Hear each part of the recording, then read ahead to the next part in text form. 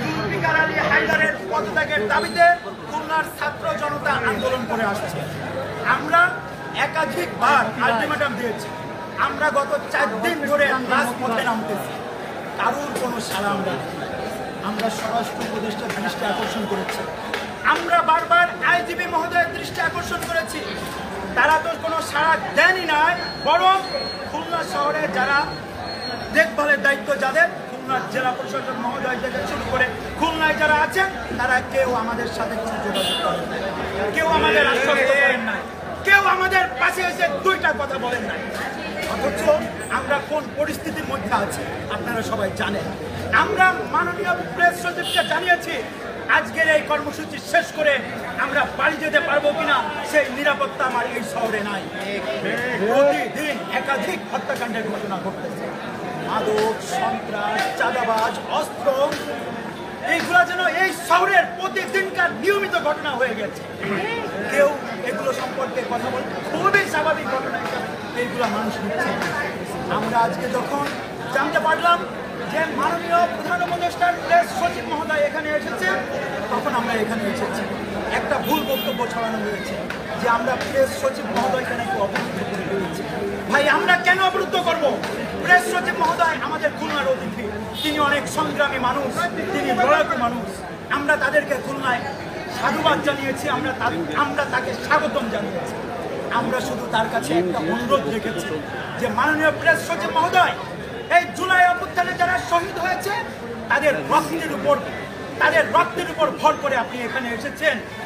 আমরা যারা আহত হয়েছে, আমরা যারা জুলাই অভ্যুত্থানের রাজপথে নেমেছিলাম, তাদের প্রতি আপনার একটা দায়বদ্ধতা রয়েছে।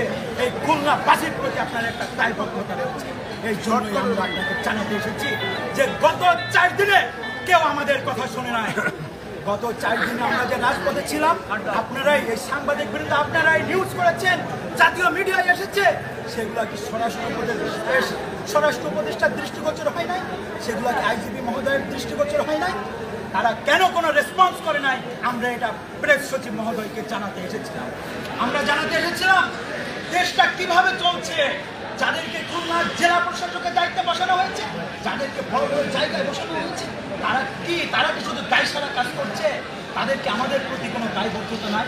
আমরা এগুলাই জানাতে এসেছিলাম। আমরা প্রেস সচিব মহোদয়কে বলেছি, আপনার কাছে আমাদের বিনীত অনুরোধ, আপনি প্রধান উপদেষ্টা মহোদয়কে অবগত করুন খুলনার মানুষ আজ নিরাপত্তাহীনতায় ভুগছে। খুলনা আজ সন্ত্রাস, চাঁদাবাজ, মাদক এবং দুর্নীতিবাজ আওয়ামী লীগ এবং পুলিশ লীগের ঊর্ধ্বতন কর্মকর্তাদের অভয়ারণ্যে পরিণত হচ্ছে এবং তাদেরকে সেন্টার দিচ্ছে খুলনার এই পুলিশ কমিশনার জুলফিকার আলী। আরো কয়েকজন বড় বড় কর্তা রয়েছেন। আমরা প্রেস সচিব মহোদয়কে পার্সোনালি সেটা জানাতে চেয়েছি, তিনি যদি ব্যবস্থা নেন আমরা তাহলে আর সেগুলো মিডিয়ায় আনতে চাই না, আমরা শান্তিপূর্ণ একটা অবস্থান চাই। আমরা প্রেস সচিব মহোদয়কে বলেছি আজ আমাদের দেওয়ালে পিঠ থেকে গেছে, এই জন্য আমরা এখানে এসেছি। আমাদের সিদ্ধান্ত হচ্ছে, প্রেস সচিব মহোদয় আমাদের আশ্বস্ত করেছেন তিনি আগামীকালকের মধ্যে তিনি এগুলো প্রধান উপদেষ্টাকে জানাবেন এবং তিনি আগামীকালকের মধ্যে আমাদের একটা রেজাল্ট দিবেন। আমাদের বক্তব্য হচ্ছে কেএনপি কমিশনারের পদত্যাগ নিশ্চিত না করে আমরা ঘরে ফিরে যাব। আমরা বলেছি এই আন্দোলনে কোনো 2-4 জন নেতৃত্ব দিচ্ছে না, এই আন্দোলনে মিনিমাম 200 জন নেতৃত্ব দিচ্ছে। আপনি ঘরে ফিরে গেলেও আন্দোলন থেমে যাবে না, আমরা সেটা বলে শেষ করি। আমাদের সিদ্ধান্ত, আমাদের দাবি একটাই, তাকে এখান থেকে সরিয়ে দিবে। আমাদের নিরাপত্তা কে দিবে?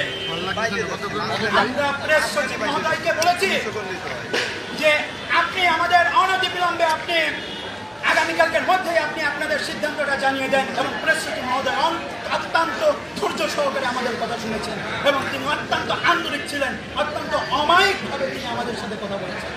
এই জন্য আমাদের সিদ্ধান্ত হচ্ছে পরবর্তী 24 ঘন্টা আমরা পর্যবেক্ষণে রাখতে চাই এবং যদি পরবর্তী 24 ঘন্টার মধ্যে এই কেএনপি কমিশনারকে সরিয়ে দেওয়া না হয় তাহলে 24 ঘন্টা পর আমরা দুর্বার আন্দোলন গড়ে তুলতে চাই।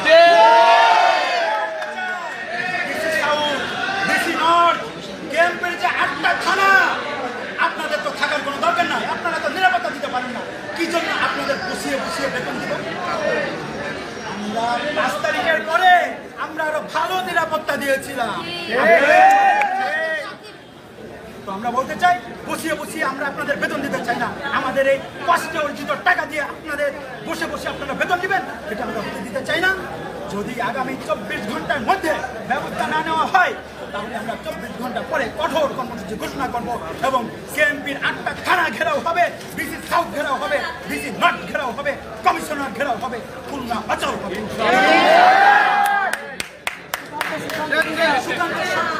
আমাদের এটা শুধু সুকান্ত না, জামান আরো যারা আছে, মামুন আরো